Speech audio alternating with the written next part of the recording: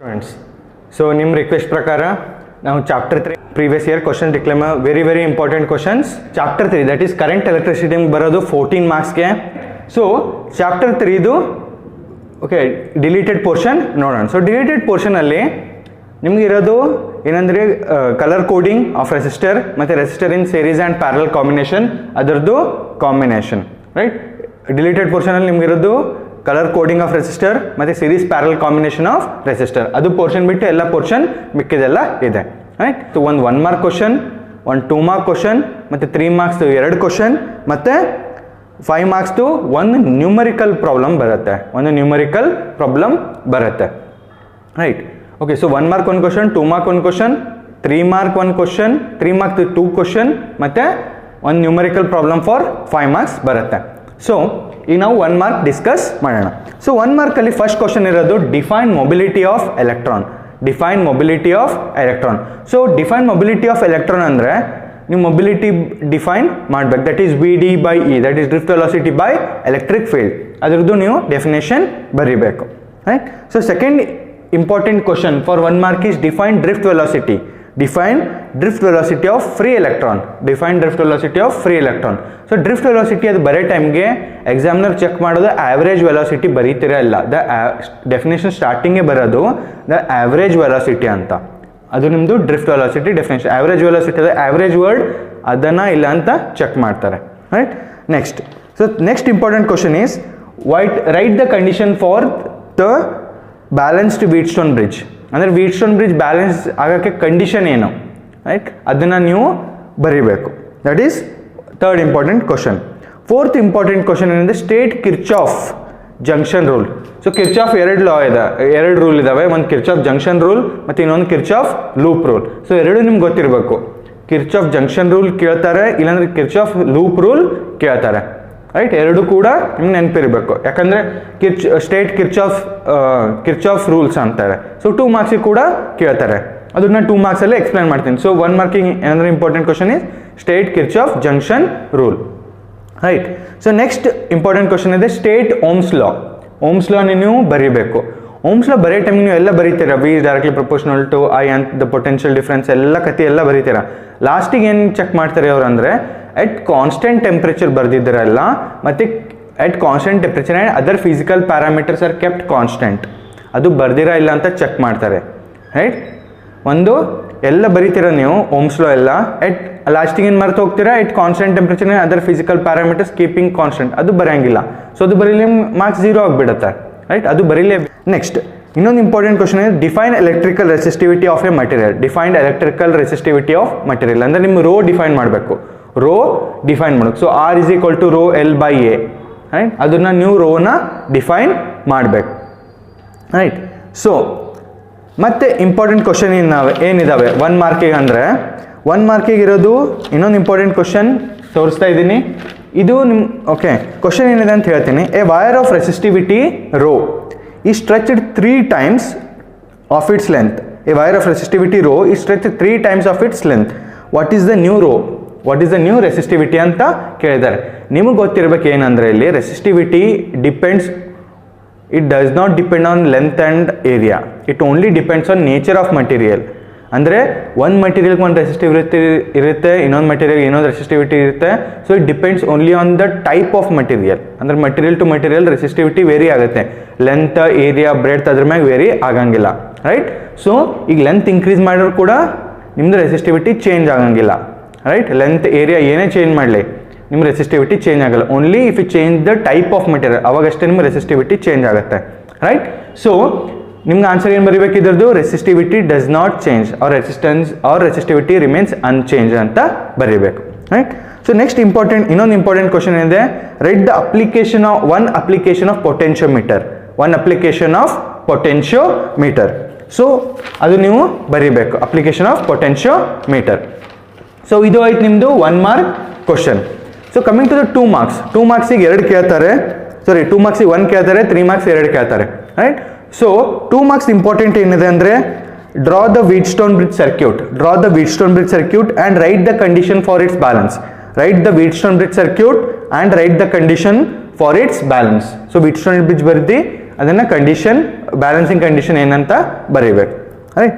So next ಏನಿದೆ important, give the two limitation of Ohm's law. Give the two limitations of Ohm's law. So ನಿಮ್ಗೆ basically ಏನಂದರೆ limitations 3 ನೆನಪಿರ್ಬೇಕು ನಿಮಗೆ right.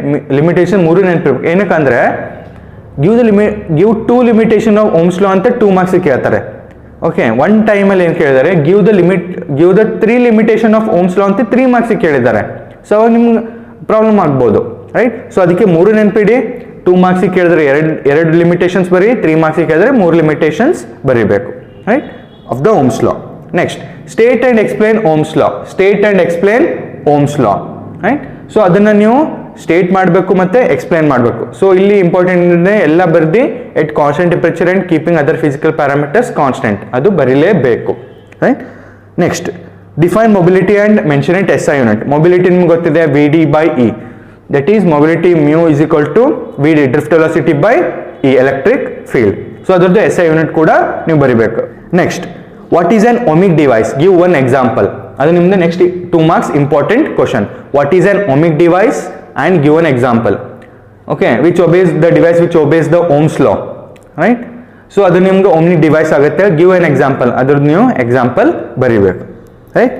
Next state Kirchhoff laws of electrical network. ಅಂದ್ರೆ Kirchhoff law ಎರಡು ಬರಿಬೇಕು ನೀವು, ಅದಕ್ಕೆ ಅಂತ ನಾನು ಎರಡು ನೆನಪಿರ್ಬೇಕು ನಿಮಗೆ Kirchhoff law right. So Kirchhoff law of electrical circuit 2 marks ಕೇಳಿದ್ದಾರೆ. ಸೊ ಎರಡು ಲಾ ಬರಿಬೇಕು, Kirchhoff junction rule ಮತ್ತೆ Kirchhoff loop rule right.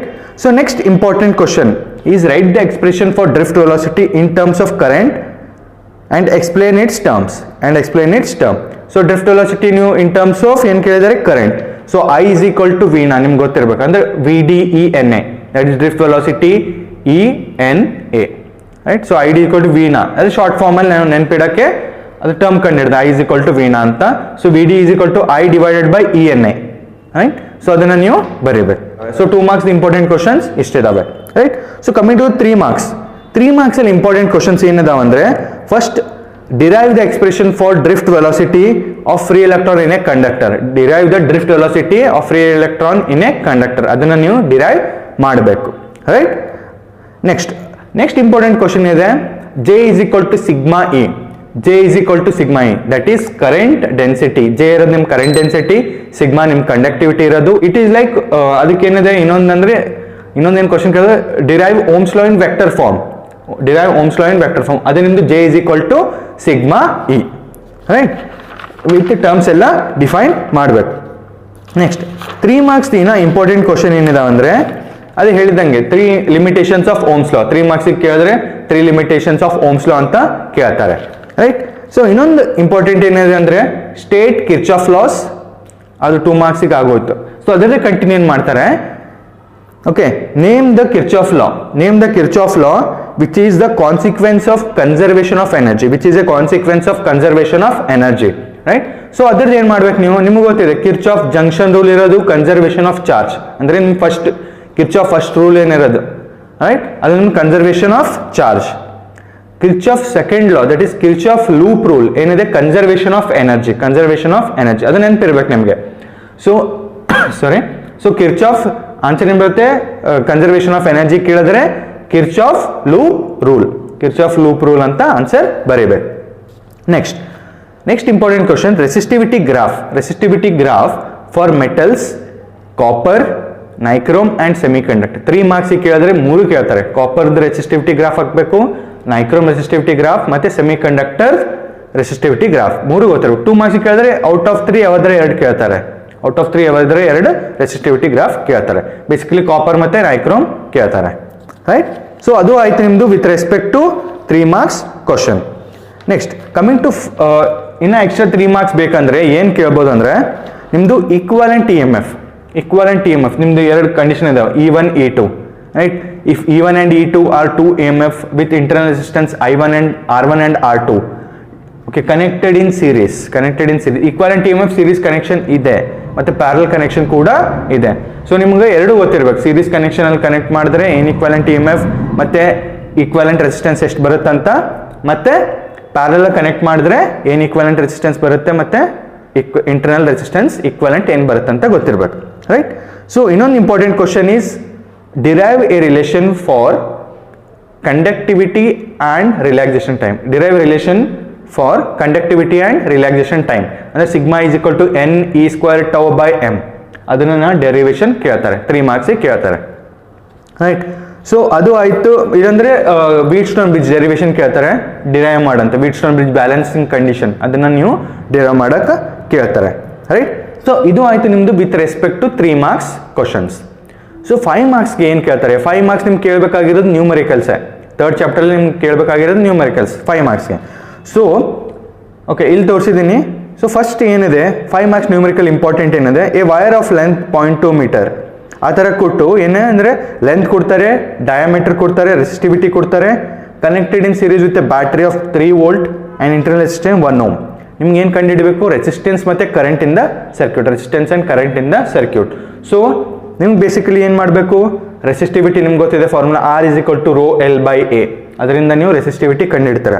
ಅದರಲ್ಲಿ ಎ ಕೊಟ್ಟಿಲ್ಲ, ನಿಮ್ಗೆ ಏನು ಕೊಟ್ಟಿದ್ದಾರೆ? ಡಯಾಮೀಟರ್ ಕೊಟ್ಟಿದ್ದಾರೆ. ಸೊ ಅದನ್ನು ನೀವು ಯೂಸ್ ಮಾಡಬೇಕು πr². ಡಯಾಮೀಟರ್ ಮತ್ತು ರೇಡಿಯಸ್ ಕನ್ವರ್ಟ್ ಮಾಡಿ ಏರಿಯಾ ಆಫ್ ಕ್ರಾಸ್ ಸೆಕ್ಷನ್ ಏನು ಮಾಡಬೇಕು? πr² ಅಂತ ಸಾಲ್ವ್ ಮಾಡಬೇಕು. ಅದು ನಿಮ್ದು ರೆಸಿಸ್ಟಿವಿಟಿ ಬರುತ್ತೆ. ಮತ್ತು ಇಲ್ಲಿ ಏನು ಕೊಟ್ಟಿದ್ದಾರೆ? ಇ ಎಮ್ ಎಫ್ ಕೊಟ್ಟಿದ್ದಾರೆ, ವೋಲ್ಟೇಜ್ ಕೊಟ್ಟಿಲ್ಲ, ಟರ್ಮಿನಲ್ ವೋಲ್ಟೇಜ್ ಕೊಟ್ಟಿಲ್ಲ, ಇ ಎಮ್ ಎಫ್ ಕೊಟ್ಟಿದ್ದಾರೆ. ಸೊ ಅದಕ್ಕೆ ನಿಮಗೆ E is equal to V minus I R. ಅದನ್ನು ನೀವು ಯೂಸ್ ಮಾಡಿಕೊಂಡು ವೋಲ್ಟೇಜ್ ಕಂಡುಹಿಡಬೇಕು. ಅದನ್ನು ಯೂಸ್ ಮಾಡಿಕೊಂಡು ಟರ್ಮಿನಲ್ ವೋಲ್ಟೇಜ್ ಕಂಡುಹಿಡ್ದು ಕರೆಂಟ್ ಕಂಡುಹಿಡಬೇಕು. ಸೊ ನೆಕ್ಸ್ಟ್ ಇಂಪಾರ್ಟೆಂಟ್ ಕ್ವಶನ್ ಏನಿದೆ ಅಂದರೆ ಒಂದು ಇದು ಕೊಡ್ತಾರೆ, ಮಾಸ್ ಕೊಡ್ತಾರೆ, ದಟ್ ಈಸ್ 100 mg ಅಂತ ಕೊಟ್ಟಿದ್ದಾರೆ ಎಕ್ಸಾಂಪಲಲ್ಲಿ, ನ್ಯೂಮರಿಕಲಲ್ಲಿ. ಸೊ ಮಾಸ್ ಕೊಡ್ತಾರೆ, ನಿಮಗೆ ಡೆನ್ಸಿಟಿ ಕೊಡ್ತಾರೆ, ಮತ್ತು ಏರಿಯಾ ಆಫ್ ಕ್ರಾಸ್ ಸೆಕ್ಷನ್ ಕೊಡ್ತಾರೆ, ಮತ್ತು ರೆಸಿಸ್ಟಿವಿಟಿ ಕೊಡ್ತಾರೆ. ಸೊ ನೀವು ಏನು ಕೇಳ್ತಾರೆ? ನಿಮ್ಗೆ ರೆಸಿಸ್ಟೆನ್ಸ್ ಕೇಳ್ತಾರೆ. ಅಂದರೆ ರೆಸಿಸ್ಟೆನ್ಸ್ ನಿಮ್ಮ ಫಾರ್ಮುಲಾ ಗೊತ್ತಿರಬೇಕು. R is equal to rho L by A. ಅದು ಎಲ್ಲರೂ ಬರೀತಾರೆ, ರೈಟ್. ರೆಸಿಸ್ಟಿವಿಟಿ ಕೊಟ್ಟಾರೆ, ಇಲ್ಲಿ ಏರಿಯಾ ಕೊಟ್ಟಿದ್ದಾರೆ, ಲೆಂತ್ ಕೊಟ್ಟಿಲ್ಲ, ರೈಟ್. ಹೆಂಗೆ ಮಾಡ್ಬೇಕಂದ್ರೆ ನಿಮಗೆ ಇಲ್ಲೇನು ಕೊಟ್ಟಿದ್ದಾರೆ? ಮಾಸ್ ಮತ್ತು ಡೆನ್ಸಿಟಿ ಕೊಟ್ಟಿದ್ದಾರೆ. ಸೊ ನಿಮಗೆ ಫಾರ್ಮುಲಾ ಗೊತ್ತಿರಬೇಕು. Density is equal to mass by volume. ನಿಮಗೆ ಲೆಂತ್ ಬರುತ್ತೆ. ಅದು ಲೆಂತ್ ತೊಗೊಂಡು ನೀವು ಸಬ್ಸ್ಟಿಟ್ಯೂಟ್ ಮಾಡಬೇಕು. R is equal to rho L by ಅಲ್ಲಿ ಲೆಂತ್ ಸಬ್ಸ್ಟಿಟ್ಯೂಟ್ ಮಾಡಬೇಕು, ಅವಾಗ ನಿಮಗೆ ರೆಸಿಸ್ಟೆನ್ಸ್ ಬರುತ್ತೆ, ರೈಟ್. ಇನ್ನೂ ಏನು ಇಂಪಾರ್ಟೆಂಟ್ ಇದೆ ನ್ಯೂಮರಿಕಲ್ ಸೆಕ್ಷನ್ ಅಂದರೆ ಅದೇ ಇ ಎಮ್ ಎಫ್ನ ಏನು ಮಾಡ್ತಾರೆ? ಸೀರೀಸ್ ಕನೆಕ್ಷನ್ ಕೊಡ್ತಾರೆ. ಅಂದರೆ 6 EMF ಇಲ್ಲಿ ತೋರಿಸಿದ್ದೀನಿ ನಾನು. 6 EMF of acid 6 EMF each of 2 volt of internal resistance 0.015 ohm are connected in series with the resistance 8.5 ohm. So what is the current drawn in the supply and what is the terminal voltage? ಅದು ಕೂಡ ಕೇಳ್ತಾರೆ. ಈ ಥರ ಕೂಡ question ಕೇಳ್ತಾರೆ. That is E is equal to V minus IR use ಮಾಡ್ಕೊಂಡು ಬರೀಬೇಕು.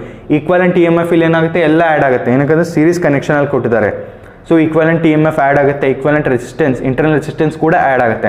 ಅದೆಲ್ಲ ಮಾಡಿ ನೀವು ಕರೆಂಟ್ ಮತ್ತು ಟರ್ಮಿನಲ್ ವೋಲ್ಟೇಜ್ ಕಂಡುಹಿಡಿಬೇಕು. ನೆಕ್ಸ್ಟ್ ಇಂಪಾರ್ಟೆಂಟ್ ಕ್ವಶನ್ ಏನಿದೆ? ಸೇಮ್ ಏನಂದರೆ ಲೆಂತ್ ಕೊಟ್ಟಿರ್ತಾರೆ, ಏರಿಯಾ ಆಫ್ ಕ್ರಾಸ್ ಸೆಕ್ಷನ್ ಮತ್ತು ಡೆನ್ಸಿಟಿ ರೋ ಕೊಟ್ಟಿರ್ತಾರೆ, ರೈಟ್. ರೋ ಕೊಟ್ಟಿರ್ತಾರೆ, ರೆಸಿಸ್ಟಿವಿಟಿ ಕೊಟ್ಟಿರ್ತಾರೆ, EMF ಕೂಡ ಕೊಟ್ಟಿರ್ತಾರೆ. ಸೊ ಅದರಿಂದ ಆಮೇಲೆ ಕರೆಂಟ್ ಕೊಟ್ಟಿರ್ತಾರೆ. ನೀವೇನು ಕಂಡುಹಿಡಬೇಕು? ಇಂಟರ್ನಲ್ ರೆಸಿಸ್ಟೆನ್ಸ್ ಕಂಡುಹಿಡಬೇಕು ಮತ್ತು rate of energy dissipation by the wire. So ವೈರ್ದ ಡಿಸಿಪೇಷನ್ ನೀವು rate of energy dissipation by the wire ಅಂದರೆ ರೇಟ್ ಎಲ್ಲೆಲ್ಲಿ ಬರುತ್ತೆ ಅದಕ್ಕೆ ಡಿವೈಡೆಡ್ ಬೈ ಟೈಮ್ ಇದ್ದೇ ಇರುತ್ತೆ. ರೇಟ್ ಎಲ್ಲೆಲ್ಲಿ ಇರುತ್ತೆ? ಡಿವೈಡೆಡ್ ಬೈ ಟೈಮ್ ಇರುತ್ತೆ, right. So divide by dt ಅಂದಾಗ energy by time, that is our power ಅಂದರೆ ಪವರ್ ಕಂಡುಹಿಡಬೇಕು. ಸೆಕೆಂಡ್ ಪಾರ್ಟಲ್ಲಿ ನೀವು ಪವರ್ ಕಂಡುಹಿಡಬೇಕು. ಪವರ್ ಫಾರ್ಮುಲಾ ಏನಿದೆ? VI or I² R or V² by R. ಅದು ಯೂಸ್ ಮಾಡಿಕೊಂಡು ನೀವು ಪವರ್ ಕಂಡುಹಿಡಬೇಕು. That is rate of energy dissipated ಅಂದರೆ ಪವರ್. ಇಂಡೈರೆಕ್ಟ್ಲಿ ಪವರ್ ಕೇಳ್ತಾ ಇದ್ದಾರೆ. ಮತ್ತು ಇಂಟರ್ನಲ್ ರೆಸಿಸ್ಟೆನ್ಸ್ ಫಸ್ಟ್ ಕ್ವಶನಲ್ಲಿ ಕೇಳಿದರು. ಸೊ ಇದು ಆಯಿತು ನಿಮ್ಮದು important question for current electricity. So ಇದೇ ಥರ ನಿಮ್ಗೆ ವಿಡಿಯೋಸ್ ಬೇಕಾದರೆ ಓಕೆ, ನೀವು ಚಾನಲ್ನ ಸಬ್ಸ್ಕ್ರೈಬ್ ಮಾಡಿ ಮತ್ತು ಹೆಂಗೆ ಅನ್ನಿಸ್ತಂತ ಕಮೆಂಟ್ ಮಾಡಿ.